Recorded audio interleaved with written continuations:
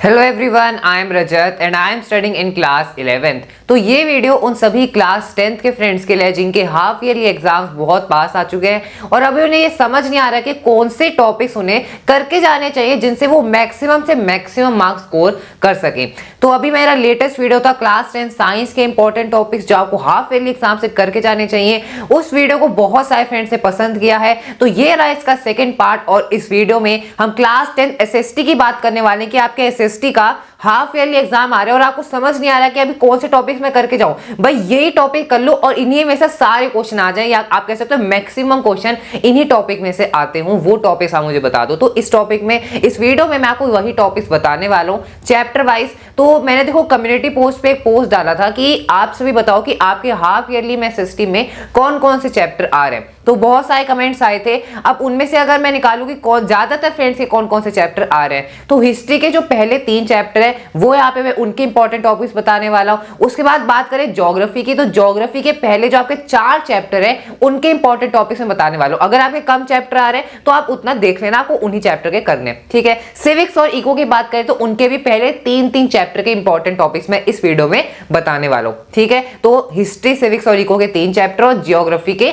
4 chapters. तो यार start करते हैं। सबसे पहले चैप्टर नंबर 1 हमारा हिस्ट्री का, which is rise of nationalism in Europe. तो ये रहे इसके इंपॉर्टेंट टॉपिक में, साइड हो जाता हूं, आप आराम से पढ़ लो। पहला है Napoleonic civil code of 1804। Again a very important topics, जिसमें से शॉर्ट क्वेश्चन आ सकता है, लॉन्ग भी आ सकता है, आपको स्टेट करने को बोल देंगे, ठीक है। यूनिफिकेशन ऑफ जर्मनी, पूरा जो आपको एनसीईआरटी में दिया हुआ है इसे लाइन बाय लाइन पढ़ के जाना, क्योंकि ये क्वेश्चन आता ही आता है। मैं आपको अपने एक्सपीरियंस से बता रहा हूं, मैंने भी क्लास 10 की हाफ ईयरली दी है, प्री बोर्ड्स दिए, बोर्ड एग्जाम दिए हैं, और ये जितने टॉपिक्स है ना, इसमें से 90% क्वेश्चन आते हैं इस चैप्टर में से। यानी कि अगर आप बाकी टॉपिक ना भी करके जाओ ना, ये करके जाओगे तो आप इस चैप्टर में फुल में से फुल स्कोर करने वाले हो, ठीक है। ये हो गया। अगला टॉपिक है यूनिफिकेशन ऑफ इटली। ये आपको करके जाने, 3 यूनिफिकेशन आपको करनी है, जर्मनी, इटली और ब्रिटेन। इसको आप स्किप कर ही नहीं सकते हो, ठीक है। ये आपका थर्ड हो गया ब्रिटेन। अगला इसका लास्ट टॉपिक इंपीरियलिज्म वाला, जिसमें बाल्कन स्टेट के बारे में बताया गया है, वो भी आपको करके जाना है। ये हो गया आपका rise of nationalism in Europe के इंपॉर्टेंट टॉपिक्स। अगला चैप्टर है नेशनलिज्म इन इंडिया। तो ये आपके सेकंड चैप्टर है हिस्ट्री का। इसका कौन से इंपॉर्टेंट टॉपिक है? 3 है। सबसे पहले नॉन कॉपरेशन मूवमेंट की, कैसे देखो गांधी जी आए, फिर उनके क्या क्या आइडियल्स थे, उन्होंने कहां 3 मूवमेंट्स उन्होंने करी थी, वो आपको याद होनी चाहिए। और नॉन कॉपरेशन मूवमेंट में कैसे हुआ, फिर इंडिया के जो अलग अलग ग्रुप्स थे, ट्राइबल ग्रुप्स हो गए या फिर जो पीजेंट्री थी, उन्होंने कैसे पार्ट लिया नॉन कॉपरेशन मूवमेंट में, वो आपको याद करके जाना है, ठीक है। वो आपको हो गया, ये तो मेन पार्ट हो गई ये, और मतलब ये तो पूरा चैप्टर ही हो गया एक टाइप से आपको हो गया। देखो यार, ये क्वेश्चन आते ही आते हैं, ये मैं आपको अपने एक्सपीरियंस से बता रहा हूं। अगर आपको मेरे पास ट्रस्ट हो तो आप इन टॉपिक्स को करके जाना, ठीक है। दांडी मार्च का क्वेश्चन आता ही आता है कि कब स्टार्ट हुई और क्या क्या इसकी जो फैक्ट्स है, मतलब यानी कि जो इसकी इंफॉर्मेशन की, वो उन्होंने किस डेट को स्टार्ट करी, कहां से स्टार्ट करी, कितना डिस्टेंस उन्होंने ट्रेवल किया, कहां तक किया, कहां पे उन्होंने एंड किया, और वहां जाके फिर उन्होंने साल्ट बनाया फ्रॉम दी सी वाटर, उसे बॉयल करके। तो ये आपको याद होना चाहिए पूरा जो सीक्वेंस है इवेंट्स का। ट्राइबल मूवमेंट्स भी आपको याद होनी चाहिए, जो अलूरी सीताराम राजू वाला टॉपिक था, वो आपको उसमें से क्वेश्चन आता है, ठीक है। ये हो गया आपका सेकंड चैप्टर। ये रहा आपका third chapter of history, which is making of the global world. और इस बार जो आपका फोर्थ चैप्टर है एज ऑफ इंडस्ट्रियलाइजेशन, वो कट हो चुका है, सिर्फ पीरियोडिक असेसमेंट के लिए आने वाला है। तो ये भी अच्छी बात है। लेकिन मेरा क्लास 10 का सेशन था, उनके लिए सारे के सारे चैप्टर सारे, तो आप लकी हो। और ये आपका थर्ड चैप्टर है, इसके इंपॉर्टेंट टॉपिक्स आप देख सकते हो। सबसे पहले कॉर्न लॉस आपको करके जाने हैं। कैसे क्वेश्चन आएगा? स्टेट द कॉर्न लॉस, ऐसे सिंपल क्वेश्चन आ जाएगा, इसलिए याद करके जाना। Role of technology in shaping modern world, जो आपके शिप्स वहां पे मॉडर्नाइज उन्होंने करे थे कि कैसे जो बीफ है वो सड़े ना, उसको ज्यादा लॉन्ग डिस्टेंसेस तक ट्रेवल करवा सके। ये जो रोल ऑफ टेक्नोलॉजी था मॉडर्न वर्ल्ड को शेप करने में, वो टॉपिक आपको पढ़ के जाना है, एनसीईआरटी में गिवन है। ग्रेट डिप्रेशन का टॉपिक आपको पढ़ के जाना है, again a very important topic. और अगर फ्रेंड्स हमने देखो हर एक चैप्टर, जितने भी चैप्टर आप देख रहे हो ना, इन सब के हमने 1 शॉट की वीडियो बनाए हुए हैं। अगर आपके पास 1 शॉट वीडियो देखने का टाइम नहीं है तो आप नोट्स हमारे यूज कर सकते हो। नोट्स कहाँ मिलेंगे? नीचे डिस्क्रिप्शन बॉक्स चेक करना, वहां पे आपको नोट्स मिल जाएंगे। वहां से इन सभी टॉपिक्स को एक बार रिवाइज करके चले जाना है एग्जाम से पहले। फोर्थ टॉपिक है इसका ब्रेटन वुड्स, ये आपको करके जाना है, ठीक है। आगे बढ़ते हैं, अब बात करते हैं ज्योग्राफी की। ज्योग्राफी के पहले 4 चैप्टर के इंपॉर्टेंट टॉपिक्स आप सभी के सामने हैं। पहला चैप्टर है रिसोर्सेज एंड डेवलपमेंट। इसका इंपॉर्टेंट टॉपिक क्या है? सबसे पहले degradation and conservation of resources की, कैसे जो फ्लोरा एंड फौना है उनका डिग्रेडेशन हो रहा है और उन्हें हमें कंजर्व कैसे करना है, उसके मेजर्स आपको याद होने चाहिए। कितने याद करें? 5 से 6 याद कर लो, ठीक है। अगला टॉपिक है soil erosion, again a very important topic. Next है नीड ऑफ रिसोर्स प्लानिंग, ये सबसे इंपॉर्टेंट है और ये ज्यादातर जो ऐसे टॉपिक होते हैं कि कैसे हमें उसका सोल्यूशन क्या है बेसिकली वो चैप्टर के लास्ट में दिया होता है और उसे हम यूजुअली स्किप कर देते हैं, लेकिन वही क्वेश्चन आता है कि कैसे आपको रिसोर्स को प्लान करना है, कैसे सस्टेनेबल डेवलपमेंट की तरफ हमें बढ़ना है, वो पॉइंट्स याद करके जाना क्वेश्चन आता है। आगे बढ़ते हैं, आप बात करते हैं second chapter forest and wild life. तो इसका ये इंपॉर्टेंट टॉपिक्स है। पहला है classification of flora and fauna. जो क्लासिफिकेशन है अगेन ये तो ज्यादातर फ्रेंड्स जानते भी होंगे कि क्वेश्चन इसी में से आता है। 1 से लेकर 2 मार्क्स के क्वेश्चन आ जाएंगे क्लासिफिकेशन में एंड डिफाइन करने को भी आ सकता है, ठीक है। अगला टॉपिक है Indian wild life protection act. 3 marks का क्वेश्चन इसमें से आ सकता है कि जो आपका Indian wild life protection act था कौन से साल का, 1972 का, वो आपको स्टेट करने को आ सकता है। उसमें कौन कौन सी स्पीशीज को एक टाइप से इंडेंजर्ड कैटेगरी में डाल दिया गया था बाय द इंडियन गवर्नमेंट, वो आपको याद करना है, ठीक है। Community and conservation again last में आते हैं चैप्टर के और इसमें से क्वेश्चन आता है 90% चांस है कि क्वेश्चन आ जाए कम्युनिटी कैसे कंजर्वेशन कर रही है, ठीक है। एक तो आपकी गवर्नमेंटल ऑर्गेनाइजेशन होती है जिनका काम होता है कंजर्वेशन करना, फॉरेस्ट को कटने ना देना, या जो रिसोर्सेज हैं, जो फ्लोरा फौना की स्पीशीज उन्हें प्रिजर्व करना। लेकिन कुछ कम्युनिटी वो अपने खुद के भी तरीके लगाती है इसको कंजर्व करने के लिए, वो तरीके आपको याद करने हैं, उन कम्युनिटी के नाम भी आपको याद करने हैं, ठीक है।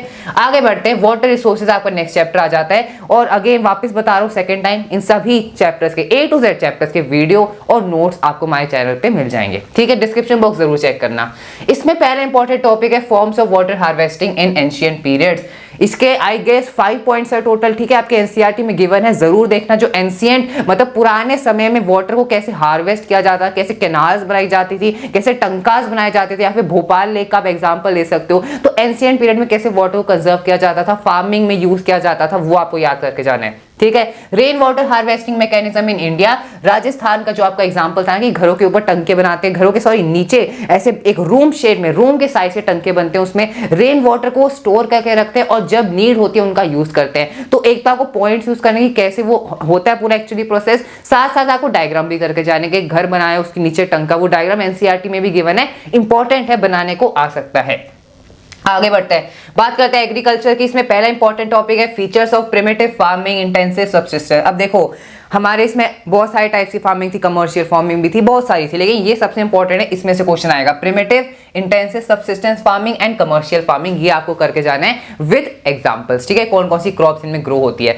अब अगेन इसमें तो यार देखो बहुत सारी क्रॉप्स हैं, व्हीट हो गया, राइस हो गया, मेज हो गया, जूट हो गया, जूट, कॉटन, टी, रबर, बहुत सारे इसमें, शुगर केन है। लेकिन आपको मोस्ट इंपॉर्टेंट मैं बता रहा हूँ व्हीट और राइस करके जाना, कैसे उनकी क्या क्या कंडीशन रिक्वायर्ड होती है ग्रो करने के लिए। टी, कॉफी और जूट करके जाना, ठीक है। ये मैं अपने एक्सपीरियंस से बता रहा हूं, इसमें से ज्यादातर क्वेश्चन आने वाले हैं। अब ये उन फ्रेंड्स के लिए, अब जिन्होंने पूरे चैप्टर कर रखे हैं ये उनके लिए नहीं है ऑब्वियसली। आप अगर आपने पूरा चैप्टर किया था, पूरा चैप्टर रिवाइज करो आगे अगर टाइम है।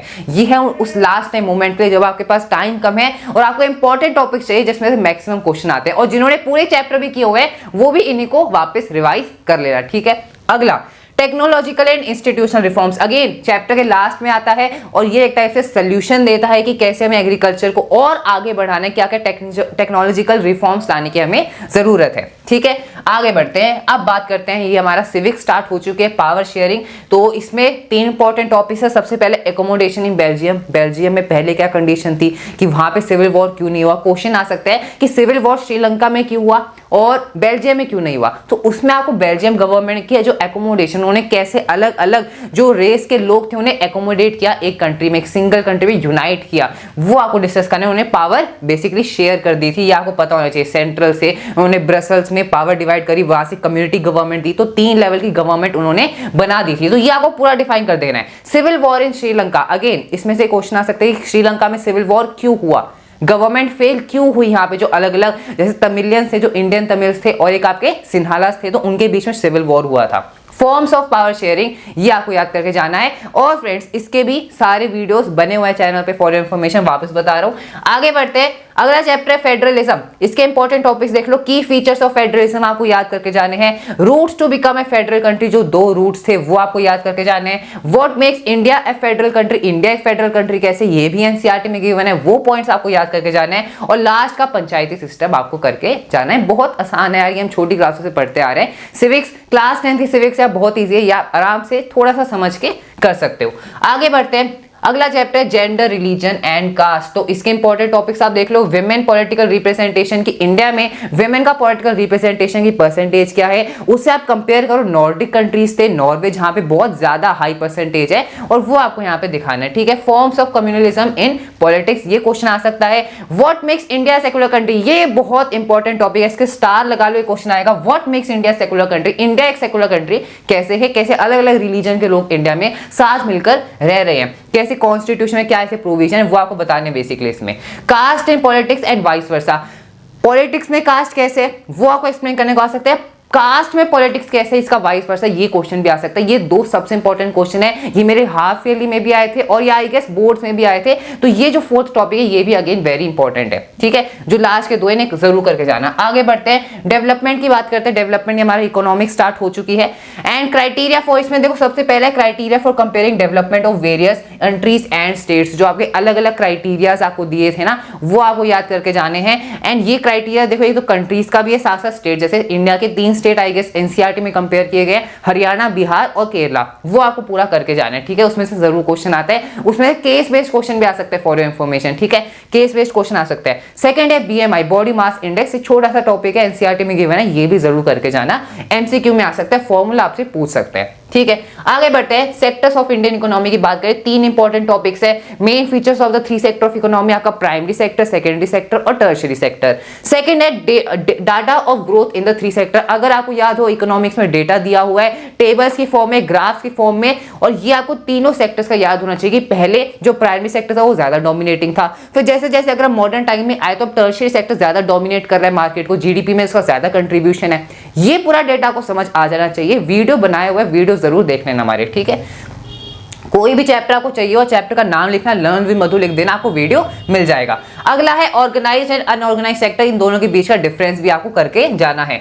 आगे बढ़ते हैं, बात करते हैं मनी एंड क्रेडिट। तो इसके 4 इंपॉर्टेंट टॉपिक्स आप देख सकते हो। सबसे पहले बार्टर सिस्टम, जो पुराने जमाने में चलता था, वो क्या सिस्टम था, उसमें क्या प्रॉब्लम्स थी, क्या क्यों वो एक फेलियर सिस्टम रहा, और उसकी जगह फिर अब करेंसी नोट्स आ चुके हैं, उनका क्या फायदा है, वो आपको बेसिकली समझ लेना है। ये तो हमारी रियल लाइफ से रिलेटेड चैप्टर्स हैं, आपको इतने हार्ड नहीं लगने चाहिए।